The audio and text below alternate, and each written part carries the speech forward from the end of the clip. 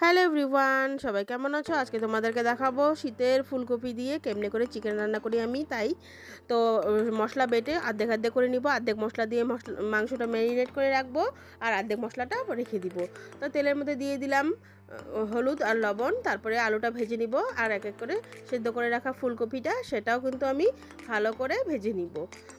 ভাজার পরে তেলের মধ্যে দিয়ে দিব জিরে, শুকনো লঙ্কা, লং, দারচিনি, তারপরে হলো এলাচ, এগুলো দিয়ে ফোড়ন দিয়ে তারপরে পেঁয়াজটা দিয়ে দিব। পেঁয়াজ কিন্তু অর্ধেক অর্ধেক করে নিব, এখানে অর্ধেক দিয়ে দিব, আর মাংস ম্যারিনেট করার সময় সেটাও দিয়ে দিব। আর টমেটো সেটাও আমি ডিভাইড করে নিয়েছি, একটা টমেটো অর্ধেক এখানে দিয়েছি, আর একটা অর্ধেক মাংসটা ম্যারিনেট করার এখানে দিয়ে দিয়েছি। আর এখানে বাকি মশলাটুকু দিয়ে দিলাম। দিয়ে দেওয়ার পরে জার ধোয়া জলটাও সে দিয়ে দিলাম।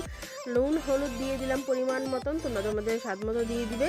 দেওয়ার পরে এখানে দেখো জলটা শুকিয়ে যাওয়ার মাংস মশলাটা পুরো কষে গেছে। তারপরে হলো এখানে ম্যারিনেট করা মাংসটা দিয়ে দিলাম। দিয়ে দেওয়ার পরে ভালো করে কষিয়ে নিব ঢেকে ঢেকে। সুন্দরভাবে কষানোর পরে তো দেখো আমার মশলাটা থেকে কিন্তু অনেক জল বেরিয়েছে। তো এখন ভালো করে কষিয়ে নিব, 2-3 বার ঢেকে ঢেকে ভালো করে কষিয়ে নেওয়ার পরে এখানে ভেজে রাখা আলু আর ফুলকপিটা দিয়ে দিব। দিয়ে দেওয়ার পরে আমি কিন্তু এখানে একটা ডিমও ভেজে দিয়েছি, কারণ আমার এই মাংসর ঝোলে ফুলকপির আলুর মাংসর ঝোলে ডিম খেতে খুব ভালো লাগে, তাই দিয়ে দিলাম। দেখো এখন মাংসটা কষানো হওয়ার পরে আমরা কিন্তু ঠান্ডা জল কখনোই দিবে না, গরম জল দিবে। গরম জল দিয়ে টকবগে ফুটার পরে তারপরে এখানে দিয়ে দিব অনেকগুলো ধনেপাতা। এখানে কিন্তু বাকি অন্য কিছু দিব না। শীতের আমেজটা কিন্তু পুরো এই তরকারিটাতে ধনেপাতাই কিন্তু বাহার এনে দিবে। তো দেখো কেমন লাগলো, অবশ্যই কিন্তু ঘরে একবার হলেও ট্রাই করে দেখবে, দুর্দান্ত টেস্ট হয় খেতে।